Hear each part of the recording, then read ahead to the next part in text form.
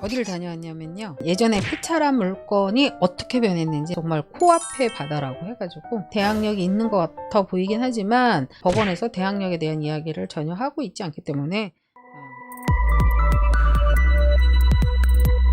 그래서 권리상으로도 그렇고 별 문제는 없다. 근데 우리가 여기서 이렇게 좀 보면 토지가 40평이잖아요. 여러분들이 여기서 보실 게 뭐냐면 이게 보세요.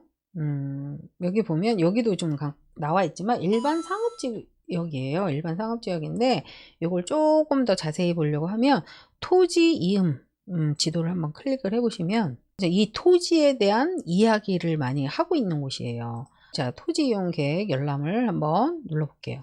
여기 보면 지금 134 제곱미터죠. 우리 아직은 제곱미터에 아직 익숙하지가 않다 보니까 134 제곱미터면 134 나누기 3.3 대충 41평. 근데 여기서 보니까 일반 상업지역, 도시지역, 고도지구, 뭐 이런 거예요. 중류 한 4m 정도 이렇게 같이 접해 있다. 도로가 뭐 이런 형태로 지금 나와 있고 포인트가 일반 상업지구다. 이걸 이제 알 수가 있는 거예요. 그럼 뭐가 괜찮은 게 있는 건가요? 뭐 이렇게 이야기할 수 있죠. 그죠? 일반 상업지구에 사실 40평밖에 안 돼요. 땅은 좀 작긴 한데 어떤 행위를 할 수 있을까에 대한 것들은 이제 이렇게 지역지구 이런 쪽에 대해서 이제 나와 있고요. 행위 제한 내용 이런 것도 한번 눌러서 한번 보시고요. 단독주택을 지을 수도 있고 다중주택을 지을 수도 있고 다가구도 지을 수 있대요. 그 다음에 아파트도 지을 수도 있대요. 여기에 연립주택을 지을 수도 있고 이렇게 되어 있는데 물론 이걸 하나하나 또 따지고 들어가면 뭐 면적에 대한 이런 이야기들을 하고 있지만 어쨌거나 가능하다. 일반 상업지역에서는 이러한 것들을 다 행위가 가능하다. 여기 후기 음식점, 일반 음식점, 편의점, 미장원 뭐 이런 거 다 가능하다는 거예요. 거의 다 가능하네. 다 가능해요. 사무실부터 해서 뭐 여러 가지 비디오 감상실 그냥 다 된다고 보시면 돼요. 일반 음식점, 식당 이런 거 다 된다. 그 다음에 얼마나 지을 수 있는가, 올릴 수 있는가 이런 것들을 봤었을 때 건폐율이 80이고 그 다음에 용적률이 1300이에요.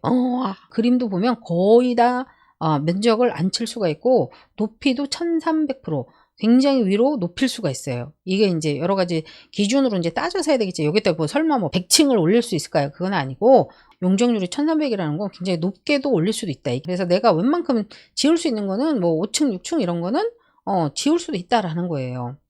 그래서 상당히 좋다 이렇게 볼 수 있고요.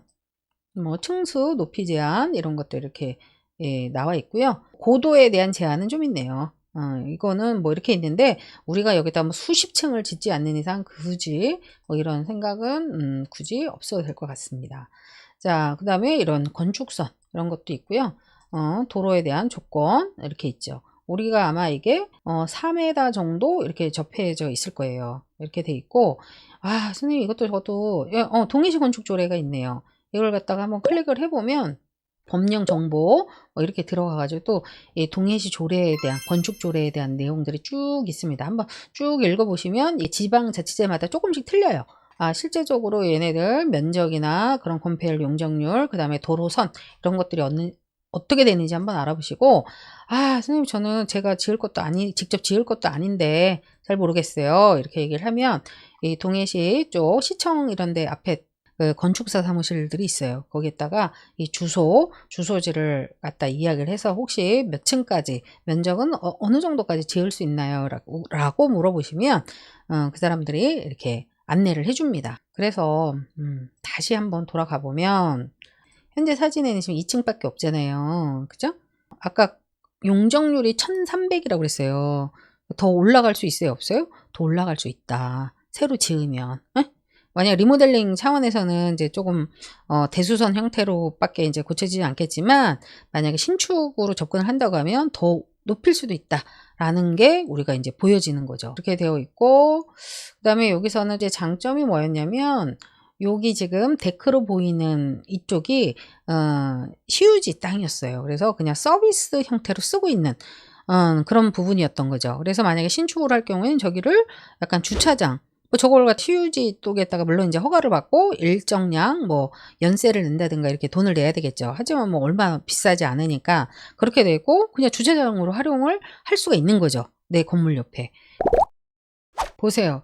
경매로 나왔던 그 물건이 싹 없어졌어요. 없어지고 다 철거가 되고 3층짜리에 그다음에 루프탑이 있는 카페로 변신을 했습니다. 그래서 너무 이전의 모습하고 너무 틀리고 그다음에 이게 통창으로 만들어서 그냥 바로 바다의 풍광을 볼 수 있게끔 이렇게 만들어 놨더라고요. 그래서 5억 천에 낙찰을 받아서 저런 게 얼마 정도를 할까? 이제 물론 부르는 게 값이긴 하겠지만 그냥 제 생각에는 뭐 한 5억 정도에 이제 낙찰 받았으니까 한 대략 한 5억 정도로 이제 건축을 했다 치고 5억 정도 그러면 한 원가가 한 10억 정도 되는 거잖아요. 그렇게 했었을 때 저게 실제 시세로는 호가로는 얼마 정도 될까?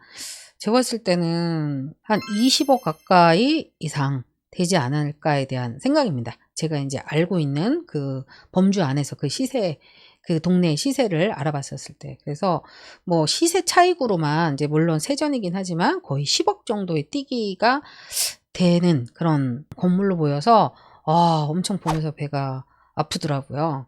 그리고 바로 앞에 바다가 찰랑찰랑찰랑 거리는 형태를 봐서 되게 가슴이 좀 쓰렸다 이런 생각을 했고요. 또 뭐 좀 배가 아픈 소리긴 하지만 또 이제 여기 또 바로 앞에 또 바다다 보니까 또 해일이 또 일어나면 또 이게 해일이 역까지 또 치고 올라올 수 있거든요. 그래서 뭐 너무 또 바로 바닷가 앞에 또 집이나 이런 건물이 아주 좋지는 않습니다. 이게 부식이 빨리 돼요, 아무래도.